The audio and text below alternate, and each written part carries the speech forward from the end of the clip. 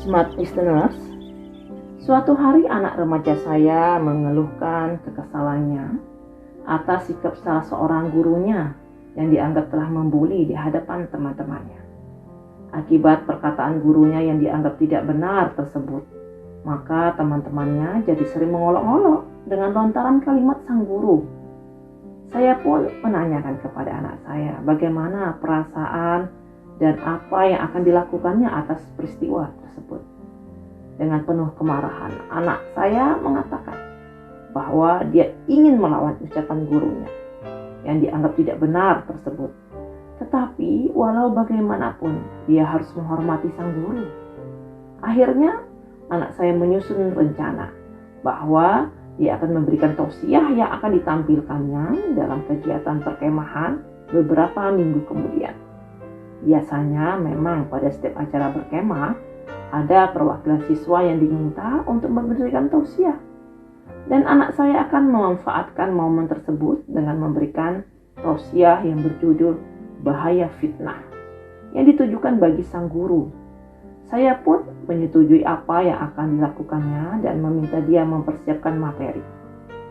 Beberapa hari sebelum kegiatan perkemahan dilaksanakan, saya kembali menanyakan kesiapan materi tausiah anak saya. Gimana bang? Jadi tausiah bahaya fitnahnya, materi sudah disiapkan? Jawaban anak saya sungguh di luar dugaan. Ya Mi, jadi tausiahnya, tapi tema materinya abang ganti. Jadi keutamaan bersabar. Saya bahagia mendengar jawaban anak saya. Jika tema bahaya fitnah yang ditampilkannya, artinya kemarahannya masih menyala. Dan ketika tema keutamaan bersabar yang dipilihnya adalah refleksi sudah terkendalinya emosi negatifnya. Smart listeners, setiap manusia dikaruniai naluri untuk bertahan hidup. Naluri yang dikomando oleh otak reptil ini bermanfaat agar manusia dapat survive dalam kehidupan. Ketika merasa terancam, maka kita dapat melawan, melarikan diri, bersembunyi, bahkan menangis. Begitu pula saat seorang anak merasa dirinya terancam, maka dia akan mengambil tindakan sesuai habit yang tercipta dalam kehidupannya.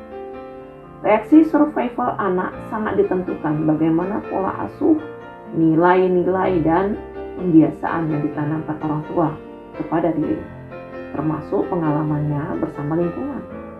Sehingga jika anak sering diajarkan untuk melawan dan menyerang, maka dipastikan anak akan melakukan hal yang sama saat emosinya meledak ketika berkonflik dengan temannya.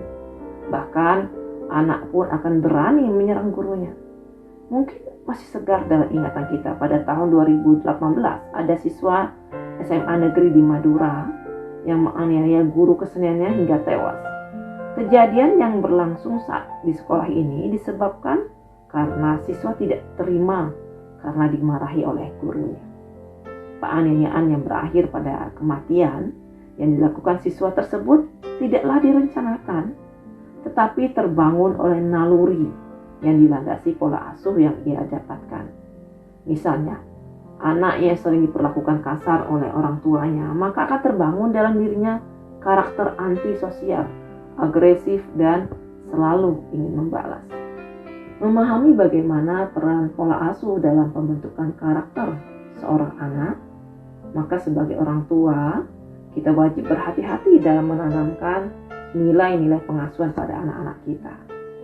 Saya yakin setiap orang tua pasti berusaha menanamkan nilai-nilai agama dan kebaikan pada anak-anak mereka. Tetapi masalahnya adalah cara yang dilakukan dan ditempuh oleh orang tua dan menanamkan dan mentransfer nilai tersebutlah yang tidak ramah bagi otak dan jantung anak, sehingga hasilnya tidak sesuai dengan harapan. Smart listeners, di bulan Syawal dan berseri ini, mari kita evaluasi kembali pola asuh seperti apa yang telah kita berikan kepada anak. Apakah pola asuh yang membuat otak reptil mereka menjadi reaktif dan tidak terkendali? Ataupun sebaliknya otak reptil yang membuat anak menjadi sosok penakut, minder, tidak pede, dan sebagainya. Bagaimana cara kita berkomunikasi dengan anak? Apakah membentak, menghakimi, menceramahi, memerintah, mengancam, menyalahkan, membandingkan, dan pola komunikasi tradisional lainnya yang masih mendominasi interaksi kita saat bersama anak.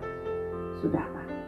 Semakin hari kita semakin mengenal karakter anak-anak kita, sehingga rasa penerimaan kita semakin luas pada anak dan bijaksana dalam menetapkan konsekuensi saat anak melakukan kesalahan. Ayah bunda yang bijaksana, mari kita buka lagi lembaran pengasuhan yang lebih baik, dimulai dari sekarang.